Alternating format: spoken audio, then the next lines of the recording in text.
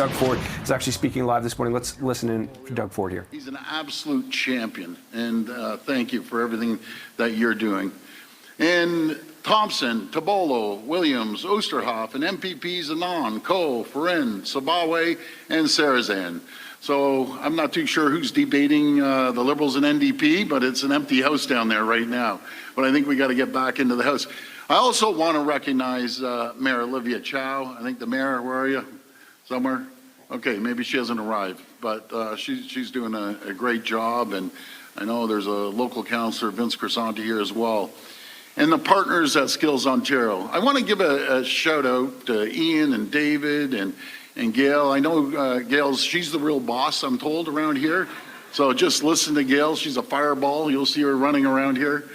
I also want to give a big shout out to all the unions representing the skills trade here. You're absolutely fabulous. You're teaching these young people a skill that they'll hold on to. I always say, you know, education, and education comes in all sorts of different forms, right? You have the academic education, which is critical, and then we have the skills trade education, which is critical. It's the lightest luggage that you're ever going to carry.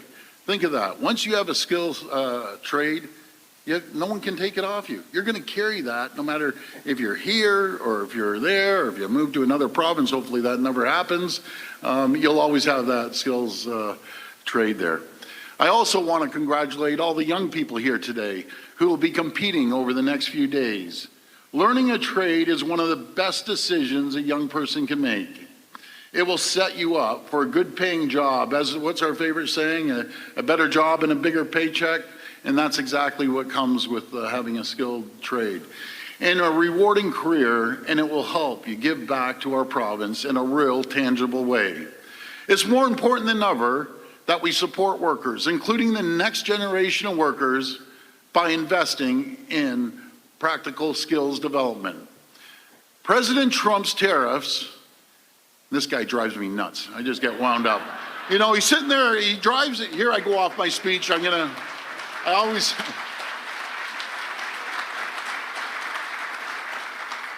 My team starts getting nervous when I go off the teleprompter. And by the way, I'll tell you one thing. We all have tough jobs, right? We all have tough jobs. The person with the toughest job in this room is a teleprompter operator, because I'm all over the place right now. She's going up and down. And anyways, you know, what drives me nuts, you see this guy on TV. We don't need Canada. Really? I guess you don't need our high-grade nickel that they use 57% of their nickel to build their military, their aerospace, and manufacturing. Imagine if we never gave them our high-grade nickel. Or my friend Scott Moe out in Saskatchewan, if he cut off the potash, that 87% of the farmers down in the U.S. use Saskatchewan potash. Or the uranium coming from Saskatchewan as well. And you just think of this, uranium gets refined in Port Hope, in your area, David, and then gets shipped down to the U.S. And imagine if they didn't have the uranium. They wouldn't have any nuclear power down there. Or, of course, what would they do if they didn't have our electricity? The 1.5 million homes and businesses in New York and Minnesota and Michigan, they wouldn't have any power. And I talked to all these governors, no matter if it's Republican or Democrat. And even the Republicans, behind closed doors, because they're terrified of their leader, that's pretty crazy in itself, that totally disagree with attacking their closest friends and allies. You know, we always believe in something called the AMCAN Fortress, the American-Canadian Fortress. We put a ring around it. We'd be unstoppable anywhere in the entire world. We'd be the wealthiest, richest two nations in the world and the safest two nations. And, you know, all he's trying to do, and we wish him, I forget about political stripes, by the way. We have a prime minister down there, and he's going to be sitting down, and he's going to give it everything he can. This is a time to unite the country. Not people saying, oh, I'm leaving the country, or I'm doing this, I'm doing that. You know, united we stand, divided we fall. And we have to be united Canada together to fight President Trump's tariff. And the economic uncertainty that he has created, not just here, but down in the U.S. as well, I spent 20 years of my life in our Chicago, New Jersey plant. I still call people up on a daily basis, and they're all saying, even the Trump supporters are saying, this is crazy what he's doing, attacking. One guy said his little brother north of the border, and they're getting it. And that's the reason, first time in 80 years, you know, they always measure your first 100 days.